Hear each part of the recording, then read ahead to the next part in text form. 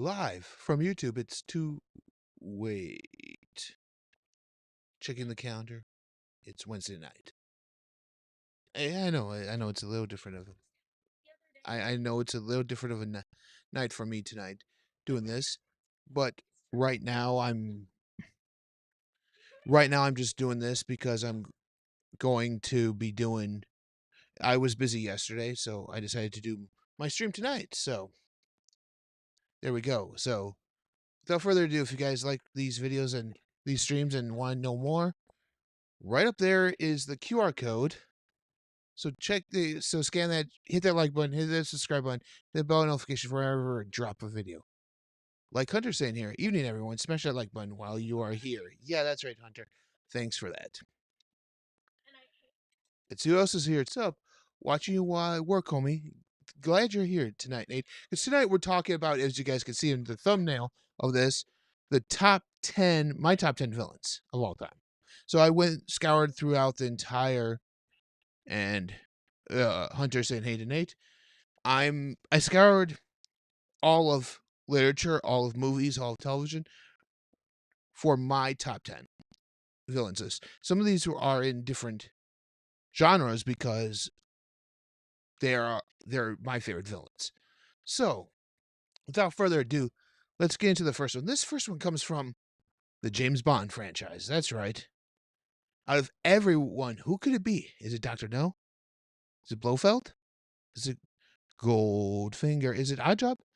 No. It's Raul Sila from Skyfall.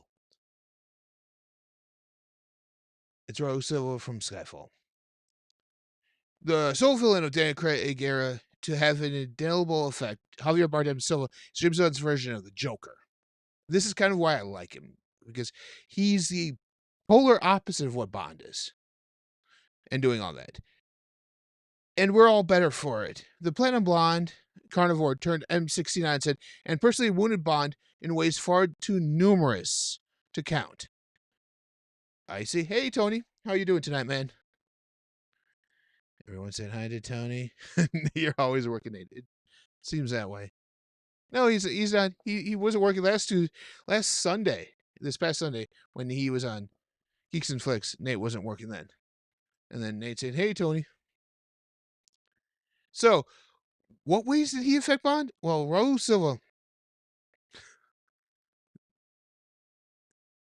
That's true, Nate. That's true. This, let's see. There's my notes. He attacks James Bond's place of business in London. He burned down James's childhood home. He demolished the classic Aston Martin B5. He even went one further and put by having an injured 007 fail to shoot a glass of scotch off of Bernice Marlowe's head. Silva then simply shoots her in the head, even for a Bond movie that was twisted. Kind of like his dental work. But you guys see, Rose Silva kind of messed Bond up, not just physically by destroying everything I said, but also mentally. He was probably by far the most mental taxing that James Bond villain had. Usually they were just hell bent on destroying the world, or capturing all the gold.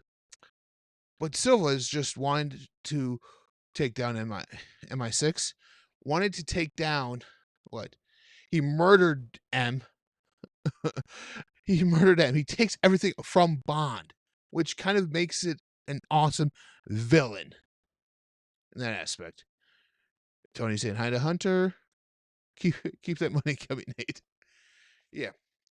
So my next one, my next one's a very, very interesting one for me. This guy would not make my list if it wasn't for the TV show that was on Netflix between 2017 and 2019. Any takers of who it is? That's right. It's Count Olaf. Count Olaf makes my number 9. Why? He's cruel. He's lazy. He works through a subterfuge to turn others against the orphans. Yes. He turns everyone that these orphans know, everyone, even people who are sworn to protect them, against them. He takes away their all sense of comfort, leaving them forever on the run with no place to call home. Each time they think they've achieved it, he swoops in and takes it right away. Him or his very band of misfits. So you see, Count Olaf is not a happy guy. He just wants Baudelaire fortune for himself. So he brings in the kids, and the kids are not happy. So they run away. And each step that they're there, he's there ahead of them. He's there to thwart them from their happy ending because he doesn't have his.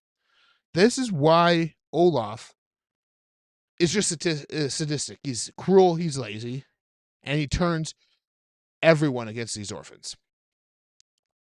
I don't know what else you could say about this guy besides the cool head of hair, and played obviously by Neil Patrick Harris and Jim Carrey. Jim Carrey in the movie, Neil Patrick Harris in the TV show. But that's the thing, folks. That's the thing about this villain, about Count Olaf right here. The way he works about it is cunning, cruel, and collected. Kind of like Raul Silva in that aspect. He's taking everything that they hold dear away from them. It's almost like these two guys could be hand in hand, almost the same villain. This is why they're numbered 10 and 9, because they're way too similar for my taste. So we're going to stay in literature for right now, folks. Go and stay in literature. And our next one, folks, is none other than, that's right, Dr. Moriarty. He's to quote Sherlock Holmes, he's the Napoleon of crime, Watson. He's the organizer of half that is evil, and of nearly all that is undetected in this great city. He is a genius, a philosopher, an abstract thinker. He is a brain of the first order. He sits motionless, like a spider in the center of its web. But that web has 1,000 radiations, and he knows every quiver of each of them. Ooh, I don't know about you guys, but just how he describes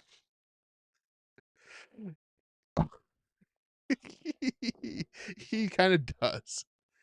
Yeah, Count Olaf kind of does look like him. In fact, let me go back there for a quick second.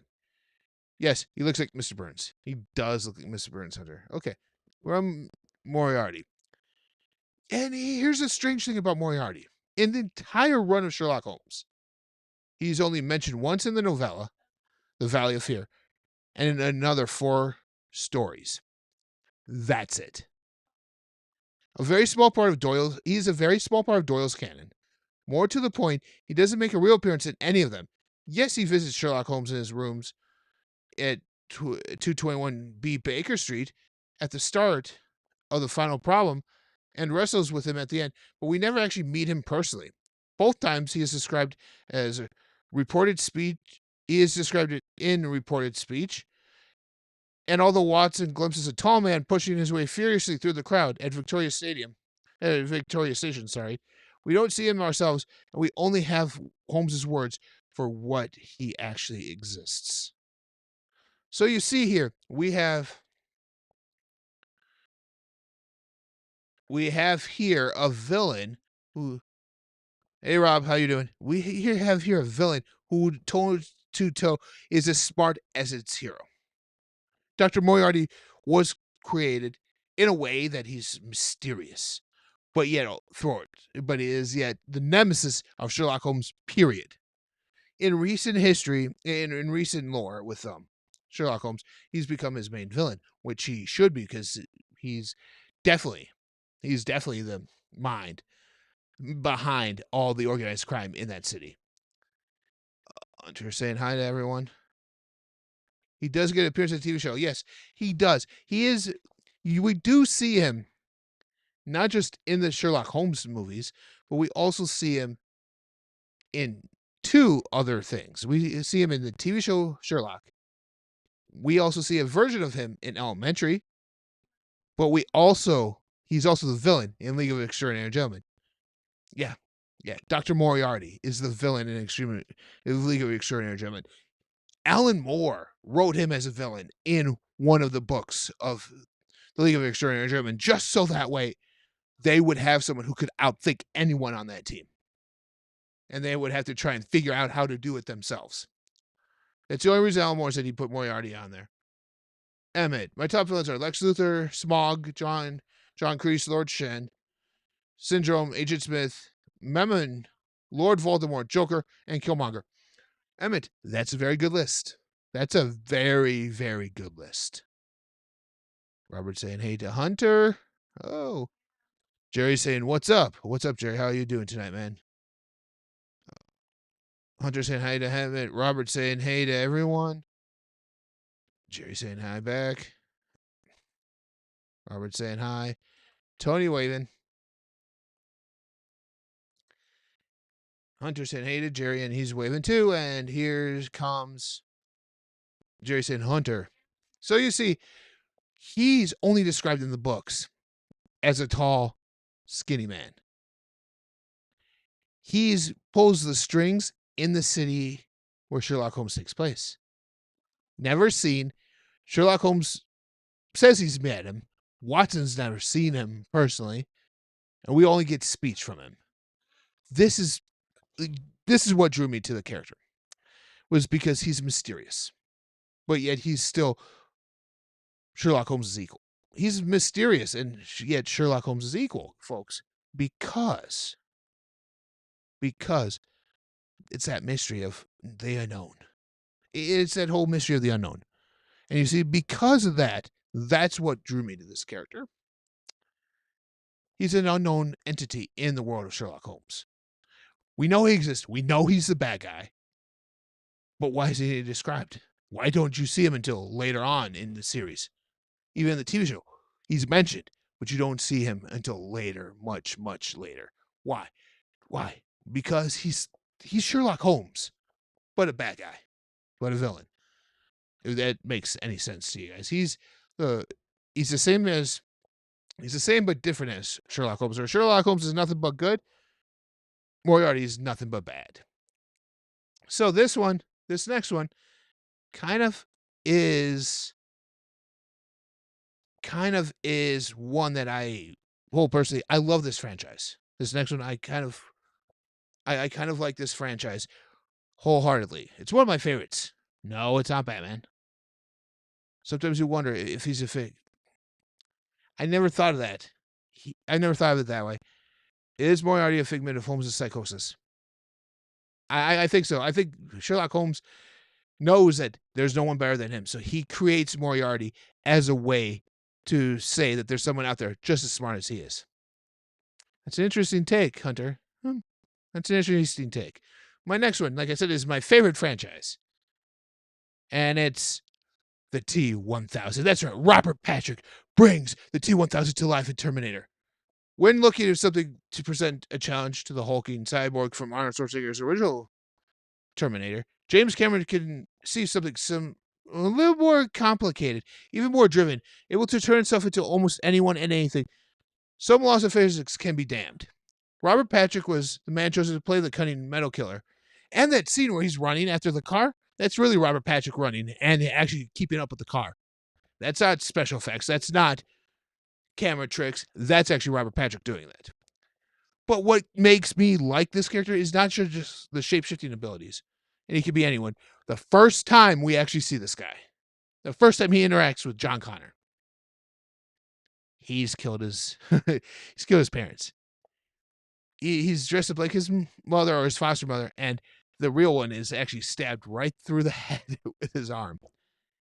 Yeah.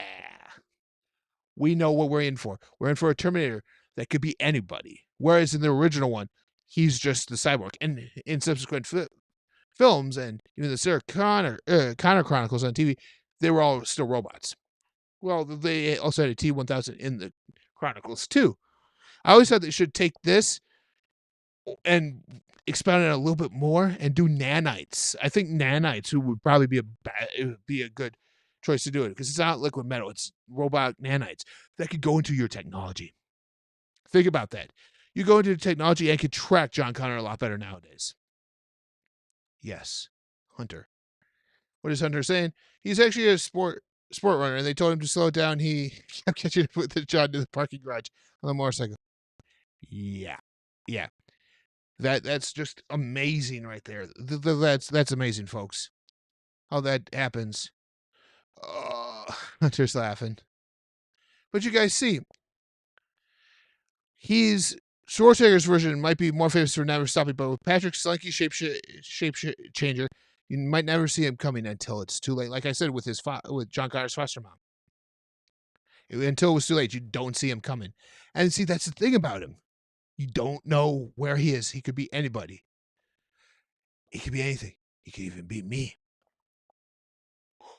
Oh, he could be me, folks. He could be all of you out there watching.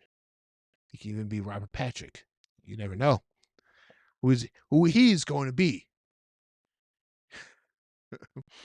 My next one is a movie. It's a series of films that some people say the first one's the best. I agree, but I like Manhunter better. I really like Manhunter better. If you guys didn't know what it is from that clue, then get ready for Hannibal Lecter. That's right. Number 6 comes in Mr. Hannibal Lecter himself. Both Brian Cox's and Mads Mikkelsen have put memorable spins on Robert Harris's murder Gastron in Hannibal and Red Dragon. But Anthony Hopkins made Hannibal a legend and a Manhunter. Most great villains are defined by their actions, but Hopkins' stillness is what's so unsettling, and that's why I like him. He's just so still. He doesn't really move much. He was even on the floor until he replaced the sheriff. Poor sheriff. He finally got a full house on his cop. Yeah. Oh. Staring at Jodie Foster's Starling through toughened glass, he peels away her layers with softly spoken words. Lecter's horrific acts are more implied than shown, but his tongue proves to be a violent blade or bullet. Somewhat diluted by Ridley Scott's Hannibal and Brett Ratner's Red Dragon, Lecter still remains a captivating foe. So you see, the reason why I like Hannibal Lecter's what I said there in the description. It's his words. His words cut through you. Look at what he did to Clarice. He broke her down. He got through her. He's a genius. He's a killer. He's a triple threat to combat altogether. It's like Hunter says, Doctor, genius, killer. Hell of a triple threat to combat. Yeah. Yeah. And he just sits there like cool, calm, and collected. Like, yeah, here, let me talk to you. This is how it happened. I don't know about you, but that was freaking scary when I first saw that. And that's what freaked me out. That's why Hannibal Lecter is my number 6. Many people will be like, well, he should be higher up on the list. He could be, but some of these ones, for obvious different reasons, are there. Like this next one, he loses to our number 5 just because number 5 is my favorite movie by Alfred Hitchcock. Number 5 is Norman Bates. That's right, Norman Bates. The man behind the woman, behind the knife in cinema's greatest shower scene. Simply known as the shower scene. He is no mere villain. He is the first of his cinematic kind. He is a movie monster who is 100% human. So you see, up until this point, we had the Universal monsters who were not necessarily human, but he's a monster that's 100% human. Not some fanged phantom or hairy bloke beast, but a guy who could be standing next to you right now.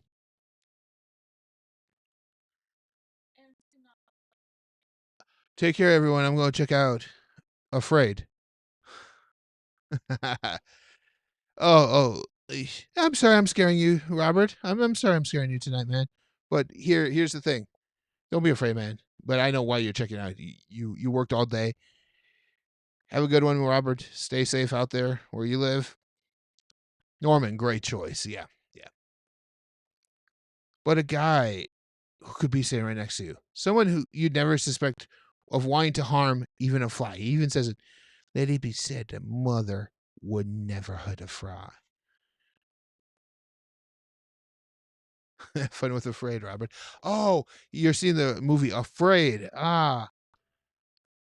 Oh, okay. I thought you were checking it out because you were tired. Oh, you're checking out the movie Afraid. Let me know how that is, Rob. Let me know how that is. Now, of course, on our big screens are chock with serial killers, like Michael Myers, Freddy Krueger, Jason Voorhees, Jigsaw, Leatherface, Chucky. It's so hard to imagine just how shocking and terrifying Mother possessed Norman Bates was to the 1960 audiences, and how much a kick Alfred Hitchcock got out of being behind the shocking turn. It's fair to say that he's truly redefined horror. Honestly, this is the reason I put him at number 5, because if we'd never got Norman Bates, we would never gotten Hannibal Lecter. That's the only reason Hannibal Lecter's at 6 and Norman's at 5 for me.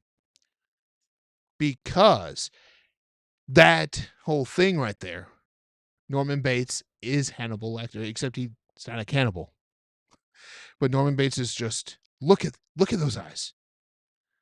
That's the final scene of the movie. Let it be said that Mother would never hurt a fly. And then subsequently, the 3 sequels with Anthony Perkins that take place. 2 was like right after the events of this one. Then there was 3 and 4 years later. And even in 4, he's telling his story to CCH Pounder on a radio station. That's creepy as well. So you see, there are stuff in there. And I think 4 was the one that Hitchcock had a little bit of a short story about Norman years later, and thinking he's fixed from all the therapy and tests that were done on him and medications he was on, but he wasn't. And that's what I like about this. Even in the TV show, you can see the starry inklings of Norman becoming the way he is.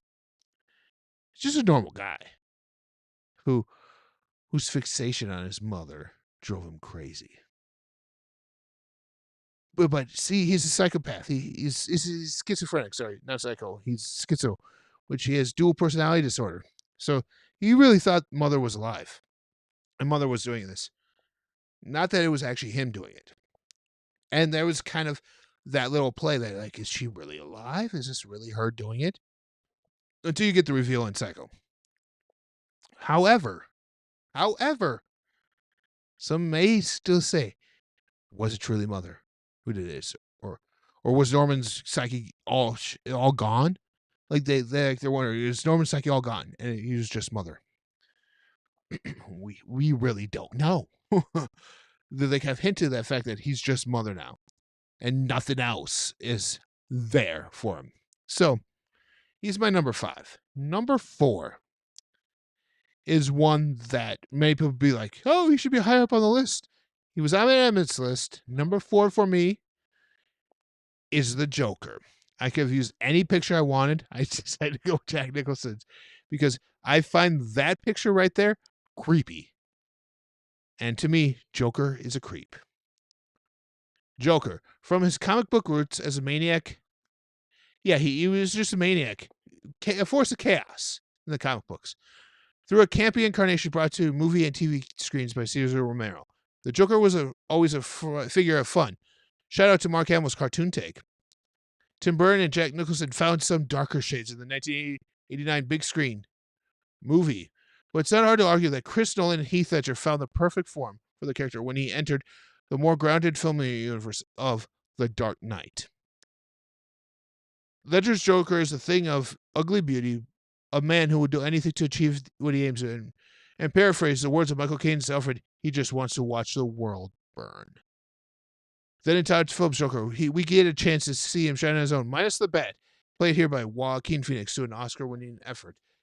The reason Joker is so popular, he's kind of like Moriarty is to Holmes. He's Batman's antithesis. He's the antithesis of Batman, which means, folks, Batman's about law and order. Joker is chaos. If you're a D&D fan, Batman is lawful neutral, I would say, because he's not lawful good. He's not lawful chaotic. He might be lawful chaotic. Joker's chaotic, period. He's the force of chaos.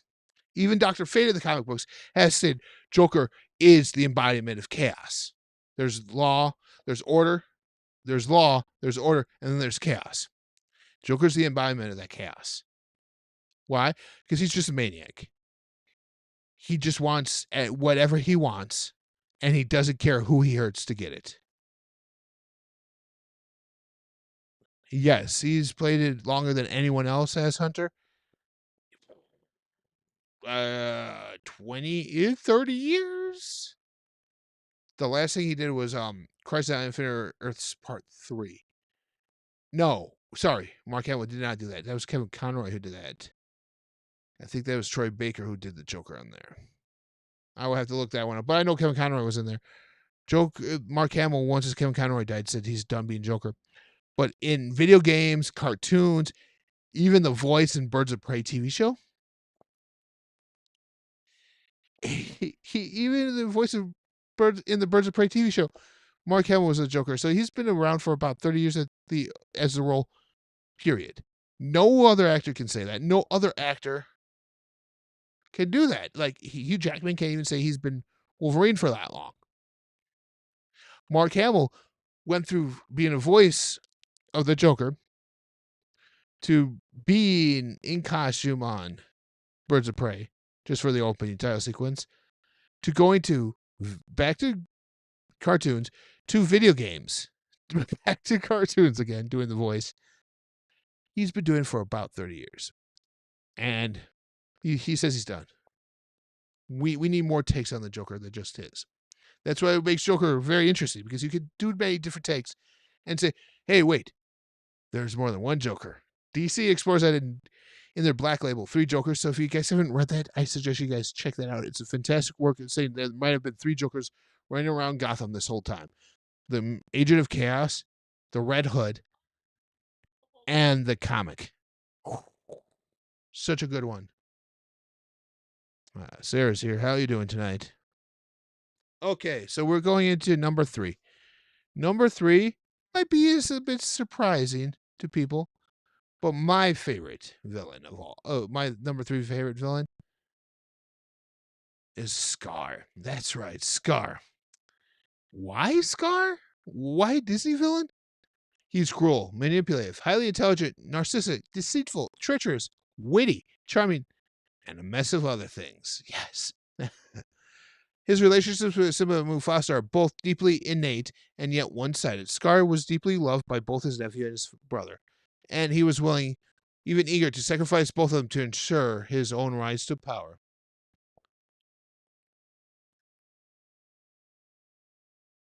Scar, right before murdering his brother, long live the king. If that isn't manipulative, narcissistic, and witty, I don't know what is.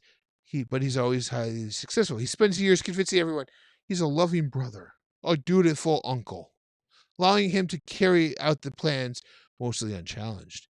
He engineers the murder of Mufasa and drives out the guilt trip on Simba, to the point that even though the hyenas fail to kill him, he refuses to return until he's a young adult in human terms. This would be 10 to 15 years. And during the time when Simba's away, Scar's pretty much unchallenged ruler of the Pride Lands. Speaking of Scar, he is one of the most deliciously ironic and appropriate death scenes in Disney. Defeated and exiled from the Pride, he tries once again to use his silver tongue to get himself out of trouble, only to realize he's burnt his final bridge. When he tried to lay the blame on everything on the hyenas, they overheard him, and they weren't happy with what they heard, and they killed him. We don't see it, but we just see the shadows of it. So we kind of see Scar get what he wants. He got what he wanted. He became king, but his downfall led him there. And the thing is, what got me was the song Be Prepared. Be prepared. And to me, that was just an amazing song. This tells you about the character. Like I said, he's narcissist. He's deceitful. He's treacherous. He's charming. He made people believe all this for years about himself and about what happened to Mufasa.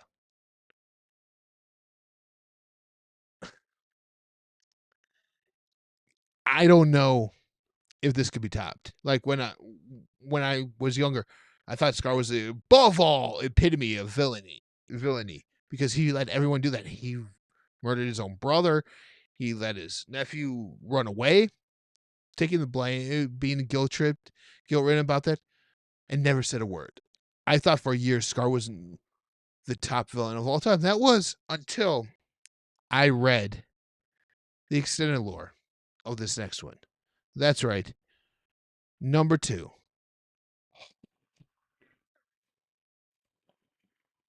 That's right. It's Darth Vader.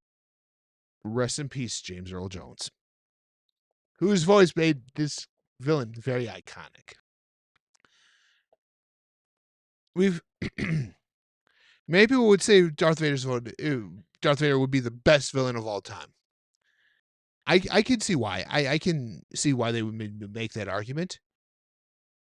Often he appears on top of every list of villains.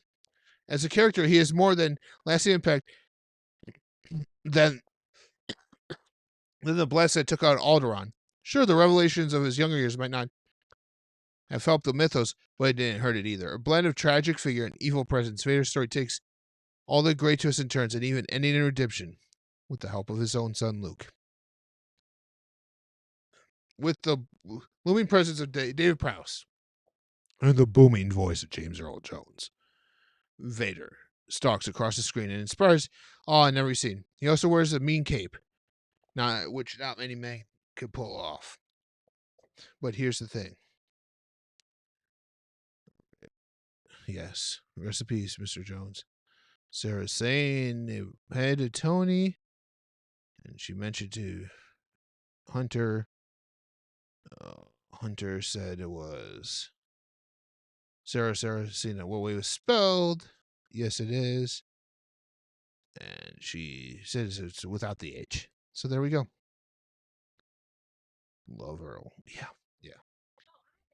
So, in the extended lore, we see Vader how cold he is, how treacherous he is.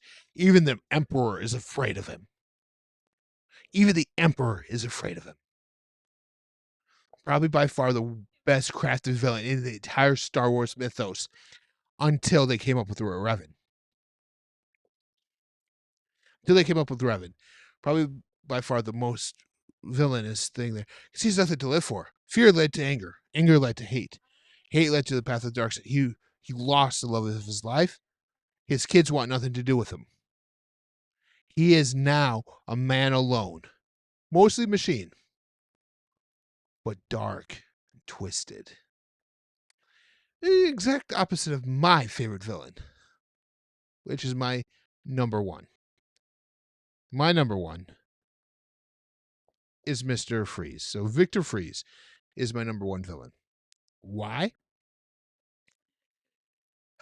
It's his backstory. He's just doing everything he does in Gotham, robbing places to steal diamonds, to help further the advancements of his research to cure his wife.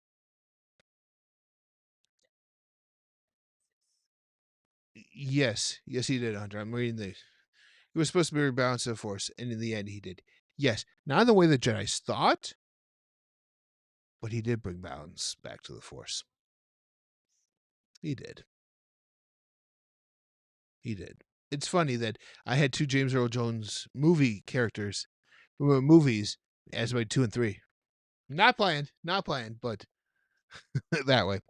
Like I was saying with Mr. Freeze, he does everything he does because he still loves his wife.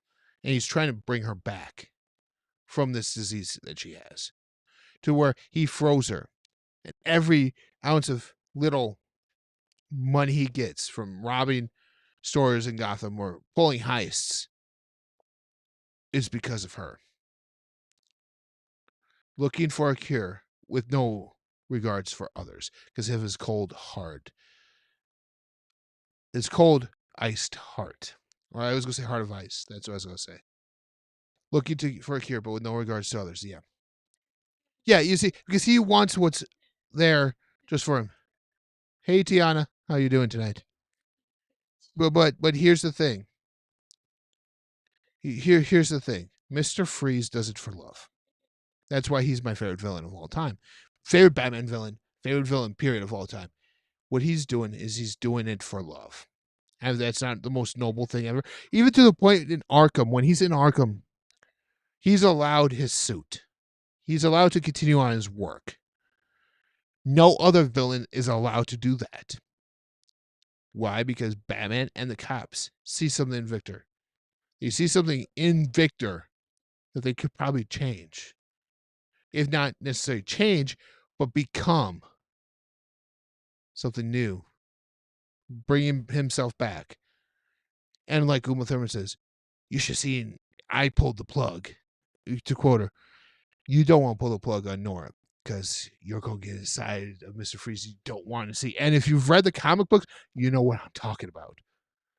The guy would freeze your feet, freeze your hands, rip them apart, rip you apart from that, just to torture you all over again by freezing your torso and then your head until you're dead because you destroyed the love of his life.